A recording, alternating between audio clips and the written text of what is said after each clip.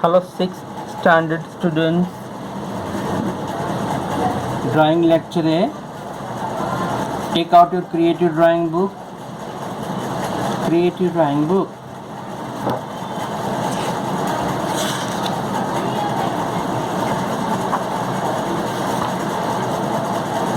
पहले page number 3 निकालिए तो. पेज नंबर 3 ये एक्सप्लेन करना है मुझे. Page number 3 line expansion. The line is the most important part of creating a picture. The line is created by joining many points. The form is created by the line.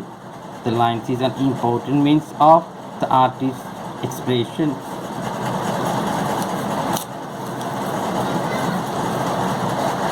एक कोई picture बनाने के लिए, कुछ drawing करने के लिए line बहुत ही अहम चीज़ है, ठीक है नहीं. ये लाइन कई पॉइंट के मिलने से एक लाइन बनता है. ये दो लाइन बना है. The line is created by joining many points. The form is created by the line. तो फॉर्म बनाने जाओ तो ये लाइन से ही बनती है. कोई आर्टिस्ट अपना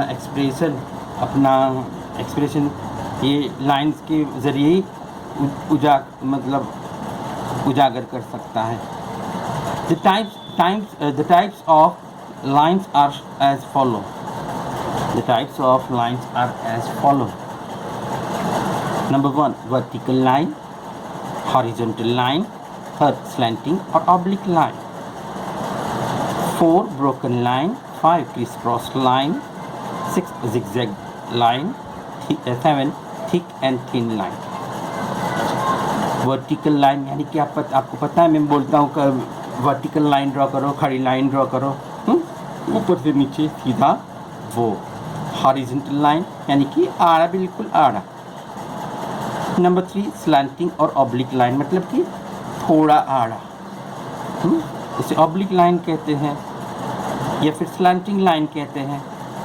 number 4, broken line. Broken line मतलब त्रुटक बोलते गुजराती में, वैसे थोड़ा डॉट डॉट डॉट इस तरह से. Number 5, criss cross line. Criss cross line यानी कि क्रॉस करते हैं, चौकड़ी, वो जैसे क्रिस क्रॉस लाइन के. जिगजैग लाइन है, मतलब जिगजैग लाइन यूँ होता है ये, जैसे मम्मी, अगर आपके घर में सिलाई मशीन है, स्टिच मशीन है, तो सिलाई होती है, कभी वो ये क्या उसको भूल भी है, इस लाइन को जिगजैग लाइन कहते हैं. Okay, zigzag line. Number 7, thick and thin line. बिल्कुल पतली या जाड़ी लाइन. थिक यानी घट, और थिन मतलब बिल्कुल पतली लाइन. ठीक है, thin line. Each line is very important in the creation of picture for showing different expression. अलग अलग एक्सप्रेशन दिखाने के लिए हर एक लाइन अपना एक अहमियत रखता है.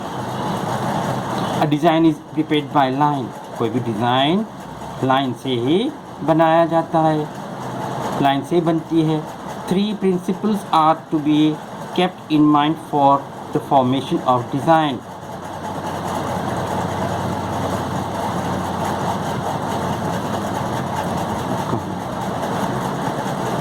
Three principles are kept in mind for the formation of design. Design के लिए ये 3 बातें याद रखनी है. These principles play an important role in the formation of a design.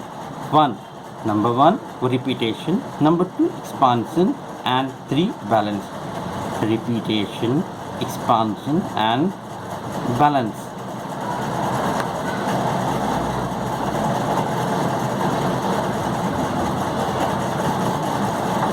Repetition.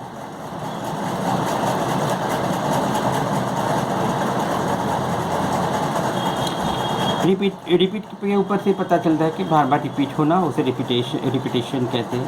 The repeated use of the same form is called repetition. There are 4 types of repetition. Repetition में भी 4 type तरह के होते रिपीटेशन। ओके, कौन कौन से? एक simple repetition, second counter chain repetition, third alternating repetition, fourth all over repetition. Number 1, simple repetition. In this repetition, the decided form for the design is repeated more than once and arranged together for preparing design. Simple repetition मतलब एक ही चीज़ को बार बार उसी direction में दोहराया जाता है, बार बार सही gap रखकर, इसको कहते हैं सिंपल रिपीटेशन। जैसे कि ये आपको बताया है, जैसे कि कमल का फूल जैसा बनाया है, तो बार बार उसी डायरेक्शन में ऊपर नीचे नहीं किया, एक सीधा एक ऊंधा ऐसा नहीं किया, वैसा है, और सही दूरी पर बार बार दोहराया, उसे कहते हैं simple repetition. Number 2, counter chain repetition. Counter chain repetition. In this counter chain repetition, the design is prepared by the repeated counter changing arrangement of the decided form. देखिए, काउंटर चेन रिपीटेशन में जैसे कि ये वही चीज़ बताया, जैसे आपको सरलता हो, आपको इजी लगे, इसलिए वो कवल जैसा जो ये था फॉर्म, तो उसको एक बार सीधा, एक बार ऊंधा, फिर उतनी दूरी पर एक बार सीधा, फिर आगे चलकर फिर ऊंधा, उसे कहते हैं काउंटर चेन रिपीटेशन। देख लीजिए, सीधा ऊंधा, सीधा ऊंधा, इसे कहते हैं काउंटर चेन रिपीटेशन। ये काउंटर चेन रिपीटेशन का एक प्रकार है, टाइप है। Number 3, alternating repetition. In this repetition the design is prepared by arranging the decided 2 units for the design, 1 unit after the other unit. Alternating ये repetition, तो 2 चीज़ होती है इसमें। देखें कि ये देखो, कमल को फिर से लिया, उसके बाद एक फूल, एक फ्लावर है, फिर लोटस, फिर फ्लावर, पहले लोटस था, फिर एक फ्लावर थोड़ी दूरी पर, फिर वही लोटस आ गया, फिर एक फ्लावर, तो इसे कहते हैं कौन सा repetition? Alternating repetition. Number 4, all over repetition. Now about all over repetition. In this repetition, the design is prepared by dividing equally 1 or more units decided for the design on the entire space.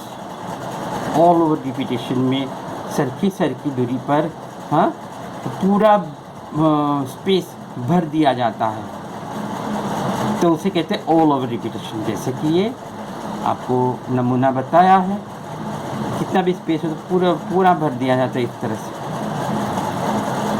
Number 2, expansion. Expansion means the spreading of a definite form.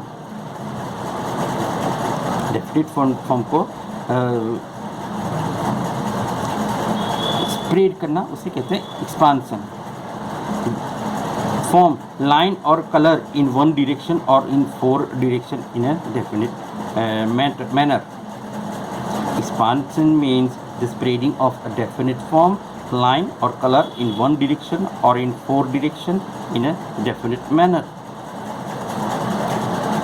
We have to understand about types of expansion in standard 6.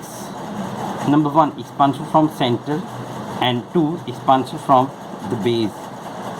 तो यहाँ पे शायद 2 ही बताया, हाँ 2 ही है, तो हमें यहाँ पर एक्सपांशन फ्रॉम सेंटर और एक्सपांशन फ्रॉम द बेस वो बताया है। नंबर 1, एक्सपांशन फ्रॉम सेंटर, तो उसमें आता है ये, जैसे कि सन या व्हील या कोई gold flower. The arrangement in which the forms are expanded around any one centre और centre point is called expansion from centre. Example, sunflower, sun, spokes of the wheel, एक ही सेंटर से जो रेज टाइप छुट्टे हैं, किरणें, देखिए petals, समझे कि रेज, ये फिर साइकिल का व्हील का जो स्पोक होता है वो भी बिल्कुल सेंटर से निकलता है। तो एक्सपांशन फ्रॉम सेंटर के एग्जाम्पल है, उदाहरण है। Number 2, expansion from the base. The forms expanding from the base of any one surface is called expansion from the base. एक सतह से निकलते जो किरणें हैं, छूटते हैं किरणें, रेज, तो वो expansion from the base. The forms expanding from the base of any one surface, any one is called expansion from the base. Example, bristles of toothbrush. ये देखिए आप, हम रोज ब्रश करते हैं टूथब्रश का कि ये ब्रिसल्स एक सतह से निकले। अ कॉम यानी कि कंघी, कंघी। अ कॉम, ये रहा, हम बाल उड़ते हैं, वो भी एक सतह से निकलते हैं, वो उसकी डंडियाँ। नंबर ये third example is grass on the land. Grass एक सतह से निकलता है ना, घास फूस। ये सारे एक्सपांशन फ्रॉम द बेस के एग्जाम्पल्स हुए ना।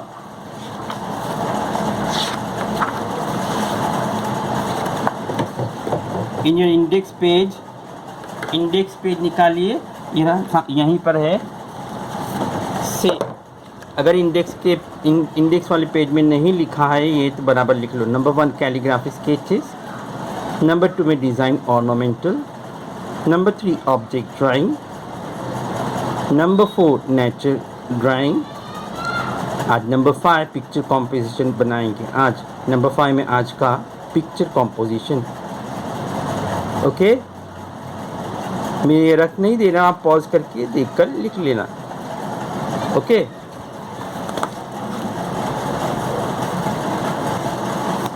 तो हम आज ड्रॉ करेंगे a farmer going to a farm, page number 1919। Index के पेज में लिखना है आज की डेट और पिक्चर कॉम्पोजिशन। ये रहा picture composition, a farmer going to a farm. Visit farm and observe it carefully. आप खेत की तरफ जाइए और गौर से देखिए। On the basis of observation now enjoy the fun of drawing the picture of a farmer in the farm. Use art book for this. तो अलग से नहीं बनाना है। देखिए ये यहाँ पर ड्रॉ किया है, एक फार्मर जो कंधे पे अपना औजार लिए जा रहा है खेत की तरफ, यही घुमा हो रहा है या फिर घर लौट रहा है, नहीं घर से जा रहा है खेत की तरफ। ड्रॉ किया एक स्क्वायर बॉक्स बनाकर। बहुत मेहनत करते हैं फार्मर, जो किसान होते हैं वो बहुत मेहनत, कड़ी धूप में हमारे लिए फसल अनाज उगाते हैं। तो ये सब ड्रॉ करना है सामने वाले पेज पे कि कैसे ह्यूमन फिगर कैसे ड्रॉ करते हैं। आपको यहाँ पे स्टेप बताया है। नंबर 1 में पहले HB पेंसिल से लाइटली ऐसा ड्रॉ कर लो, एक बॉक्स बनाकर सामने वाले पेज में लाइटली ड्रॉ करेंगे इतना। फिर नंबर 2 स्टेप 2 में आगे बढ़िए, उसके आईब्रो बनाएंगे, ये धोती और फिर ये जो पहना है उन्होंने वो, और फिर ये औजार को अच्छी तरह से बना लीजिए। उसके बाद और फिर सुधारा वधारा करें, आँख नाक होंठ उंगलियाँ वगैरह वगैरह अच्छी तरह से बनाएं। स्टेप 1 2 इसलिए बताया कि आपको ह्यूमन फिगर बनाने में थोड़ी सी परेशानी आएगी, इसलिए इसे फॉलो करना। If the picture of a farmer going to a farm is given, study step 1 and 2 for making the picture of the farmer. After that, study the painting of the picture.